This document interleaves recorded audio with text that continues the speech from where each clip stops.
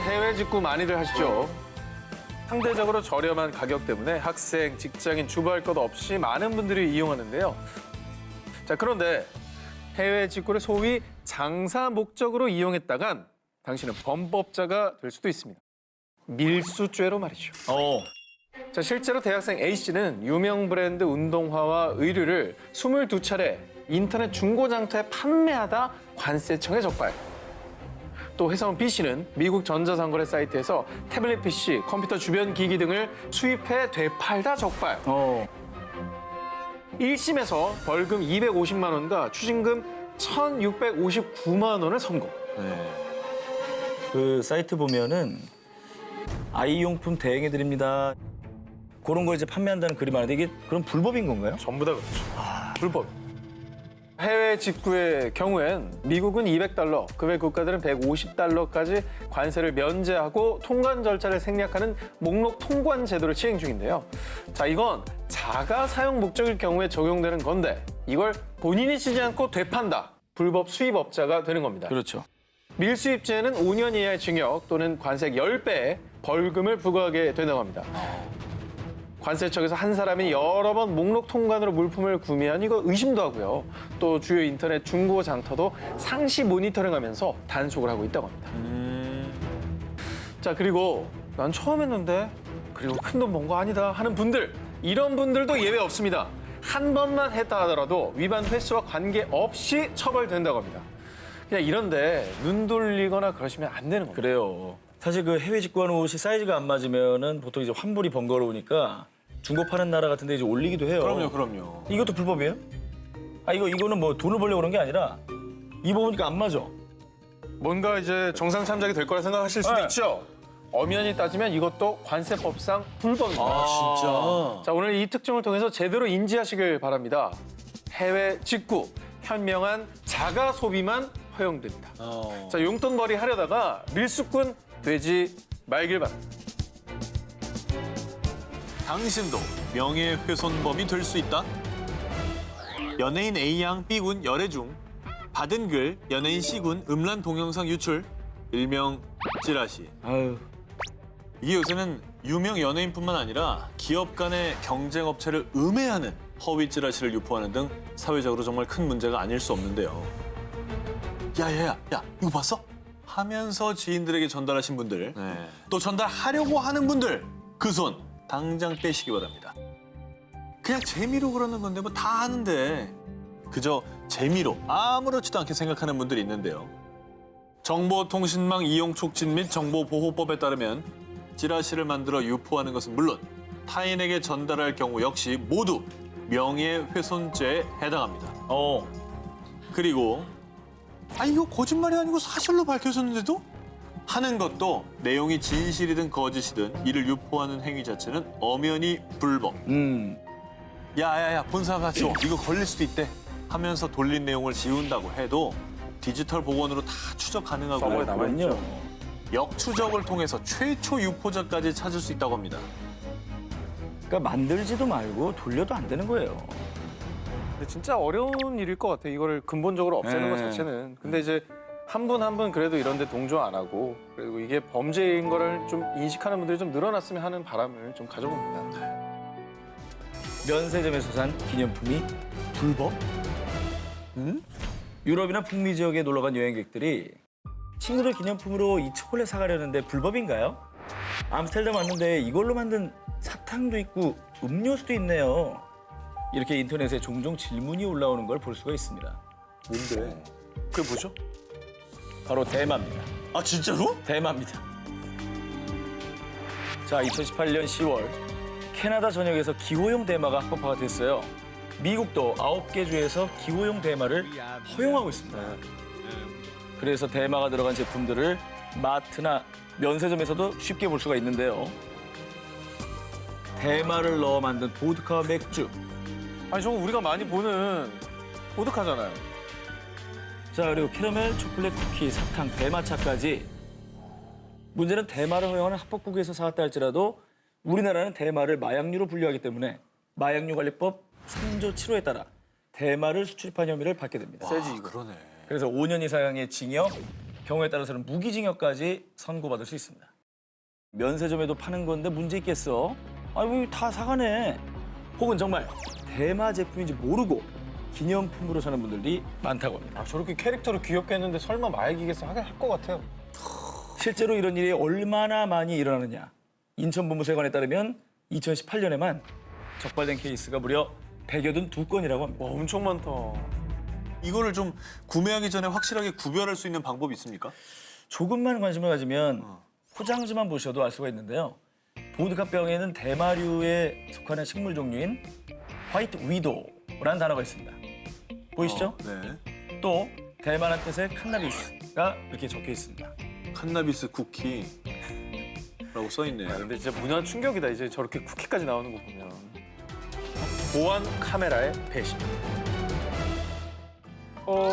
우리 후추 잘 있나 한번 볼까? 자, 이렇게 범죄 예방, 육아 모니터, 반려동물 케어 등의 목적으로 집 혹은 매장 등에 설치는 IP 카메라. 뭐 많이들 사용하시죠? 한 기자님 맨날 보여주잖아요, 우리. 네, 저 쓰고 있습니다. 사빈이 보고 싶어가지고. 네네네. 한 기자님 집에 간 적도 없는데 거실 구조 다 알아요. 하도 보여줘가지고. 자, 그런데 말입니다.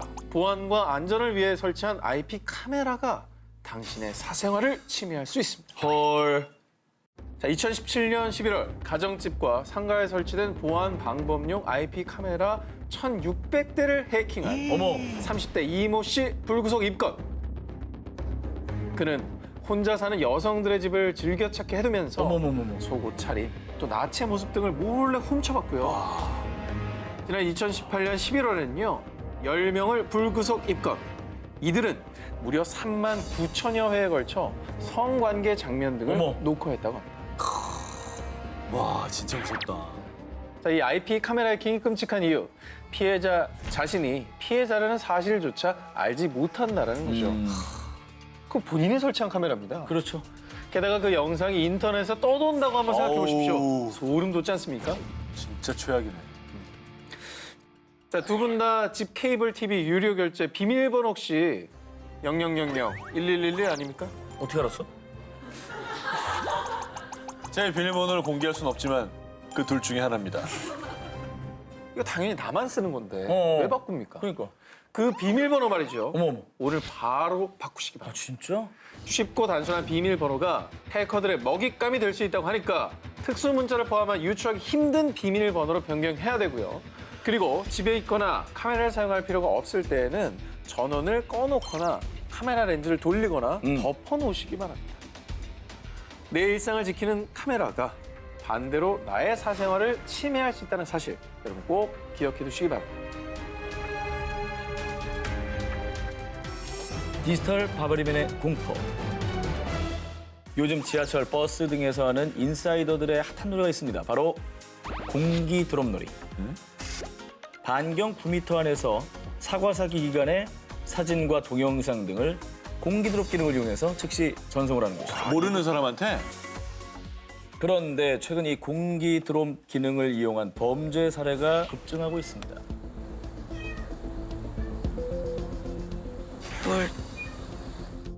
나체 사진 등 음란 사진을 인근에 있는 불특정 다수에게 마구잡이로 전송하는 신종 성희롱이 발생하고 있는 것이죠. 어떻게? 수신인이 받지 않아도 미리 보기로 사진이 뜹니다. 이 공기 드롭 기능의 맹점을 이용해서 이런 범죄가 횡행하고 있습니다. 여기에 해당한 피해자들은요. 음란 사진을 보낸 사람과 같은 공간에 있다는 게 소름 끼쳤어요. 이렇게 심한 불쾌감을 넘어 공포감까지 느낀다고 합니다. 왜냐하면 그 메시지를 보낸 사람이 근처에 있다는 얘기예요. 그래요. 그럼 어딘가 있는 네, 거네. 그냥 무슨 뭐 스팸처럼 어디서 날라오는 게 아니고 이 근방에서 아닌 척하지만 누군가 나를 보면서 보낸 거잖아요. 그죠? 저 무조건 또 신고를 해서 잡아야 될 것 같은데 네. 어떻게 처벌할 수 있습니까? 경찰청 사이버수사대에 따르면요. 공기 드롭을 이용해 성적인 수치심이나 혐오감을 주는 사진을 보내는 건요. 통신매체 이용 음란죄에 해당해서 2년 이하의 징역 또는 500만 원 이하의 벌금형이 부과됩니다. 그러나 문제는 공기 드롭을 통한 파일 공유는 이동 통신사망이 아닌 보통 블루투스나 와이파이를 이용하기 때문에 발신인을 추적하는 게 여간 어려운 게 아니라고 합니다.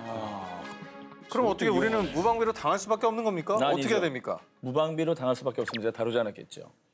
안구 테러에 타깃이 되지 않는 법. 사과폰은 기본적으로 공기 드롭 기능이 켜져 있어요. 그래서 공기 드롭의 수신 범위를 바꿔주면 됩니다. 사과폰에서 설정 들어가시고 일반 들어가시고 공기 드롭으로 들어갔어요. 모든 사람으로 체크되어 있는 수신 범위를 연락처만 또는 수신금으로 설정해 주시면 아하. 깔끔하게 해결됩니다. 연락처가 저장된 사람의 파일만 받을 수 있거나 아예 공기 드롭 기능을 차단할 수 있는 것이죠. 저거는 꼭 바꿔놔야겠네요. 자, 이번 특종은요. 최근 클럽가를 중심으로 떠오르고 있는 범죄, 바로 데이트 강간 약물에 관련된 기사입니다. 아, 정말 충격적이죠. 이 데이트 강간 약물로 가장 많이 사용된다고 알려진 향정신성 의약품 GHB, 감마 하이드록시 뷰티리산은요. 보통 수면 장애 치료에 쓰이는 중추신경 진정제지만 자칫 잘못하면 호흡기 장애 등으로 목숨을 잃게 하는 무서운 약물인데요. 그런데 뉴스를 보고 그러니까 클럽 같은 데 가면 안 돼. 뭐 이렇게만 생각하는 분들 있으실 겁니다. 그러나 그런 생각은 당장 버리셔야 됩니다. GHB를 비롯한 데이트 강간 약물이 진짜 무서운 이유. 바로 무미 또 무취. 어머. 맛도 냄새도 없다는 건데요.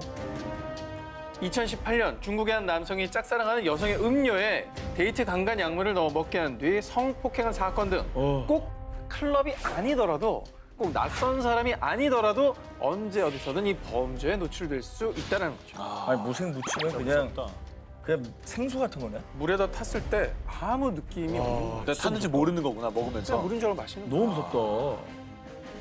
너무 무서워. 자, 이 약물의 위험성. 음료에 소량만 타도 10에서 15분 이내에 효과가 나타나고요. 체내에 흡수되면서 기분이 좋아지다가 정신이 몽롱. 이 주체 못할 졸음이 오면서 결국 의식을 잃게 된다고 합니다. 그냥 저러고선 나중에 깨면 그냥 내가 술을 많이 먹어서 뭐 필름이 끊겼나 봐 이렇게 생각을 하는 거죠. 왜냐하면 그리고 먹을 때 이상 징후가 없었기 네, 때문이죠. 오늘 그냥 컨디션이 안 좋아서 주량보다 되게 조금 먹었는데 빨리 취했나 그래, 보다 그래, 이렇게 취했다고 생각하는 해야지. 거죠, 그냥. 그리고 이게 굉장히 무서운 이유가 혹여 이상함을 감지하고 신고를 했더라도 보통 24시간 이내에 소변 검사 등을 하지 않으면 약물 성분이 모두 몸 밖으로 배출돼 어머머. 증거가 남지 않는다고 합니다. 자, 그럼 이 무시무시한 데이트 강간 약물로부터 나를 지킬 수 있는 방법이 없느냐? 10번, 100번 입 아프게 말해도 지나치지 않죠. 의심하고 또 의심할 것. 처음 본 사람이 주는 건 절대로 드시지 말고 그렇지. 캔이나 병 음료는 본인이 직접 개봉하는 것. 미국 연방 여성보건협회에서도 이렇게 고지를 하고 있습니다. 2017년 수원에서 20대 남성 사망. 2017년 25세 여성 자택에서 사망. 이 두 사람이 안타깝게 목숨을 잃은 원인. 바로 풍선 때문이었어요. 풍선이 왜요? 자, 방금 소개한 데이트 강간 약물만큼이나 위험한 신종 범죄입니다. 2013년 베트남의 유흥업소를 시작으로 전 세계에 퍼진 휘핑가스 해피벌룬은요. 일명 마약 풍선으로 불리며 심각한 범죄로 떠오르고 있는데요. 참고로 이 휘핑가스는 원래 의료 목적으로요. 주로 치과에서 마취할 때 쓰이는 아산화질소 성분인데요. 그런데 이 일부 몰지각한 사람들은 이 휘핑가스를 환각제로 사용하고 있다고 합니다. 야, 정말 사용하기에 따라서 뭐 다양하게 환각제가 될 수가 있다. 그러니까 일상에서 구할 수 있는 게 환각제가 돼버린 거죠. 가스가 든 캡슐을 풍선에 주입해 흡입하면요. 해피벌룬이라는 이름처럼 달콤한 맛이 나면서 몽롱해지고 기분이 좋아진다고 하는데요. 지난해 영국 명문 축구팀 아스널 소속 선수들이 시즌 개막을 앞둔 시점에 클럽에서 향정신성 약물인 해피벌룬을 흡입하는 영상이 보도되면서요. 약물 남용이 아니냐는 논란이 일기도 했죠. 자, 사실 이 물질은 환각에 빠지게 하는 게 진짜 위험합니다. 치명적인 문제 또 피해는 없는지 알려드리겠습니다. 시작은 달콤할 수 있겠지만 그 대가는 정말로 무시무시합니다. 악성 빈혈, 호흡 곤란으로 인한 질식, 기억 상실, 척수병증, 기형아 출산, 어머. 심지어는 사망에 이를 수도 있다고 합니다. 엄청나네. 자, 이렇게 심각한 문제를 초래하다 보니 2017년 7월 환경부는 아산화질소를 환각물질로 지정, 화학물질관리법에 따라 의료용이 아닌 목적으로 판매하는 것을 금지했는데요. 문제는 휘핑크림 제조용으로 인터넷 오픈마켓 등에서 휘핑가스 캡슐을 구매할 수 있다 보니 이런 법의 빈틈을 노려 자신을 환각과 죽음의 덫으로 모으는 이들이 있다는 겁니다. 이에 전문가들은 판매자가 구매자의 이름, 수량 등을 작성하거나 판매 허가증 발급 등 보다 현실적인 규제 방안 마련을 촉구하고 있고요. 이 제품에 대한 치명성을 잘 모르는 이들을 위해 식약처에서는 2020년부터 식품위생법을 개정해서요. 아산화 질소에 대한 주의 문구를 표시하겠다고 합니다.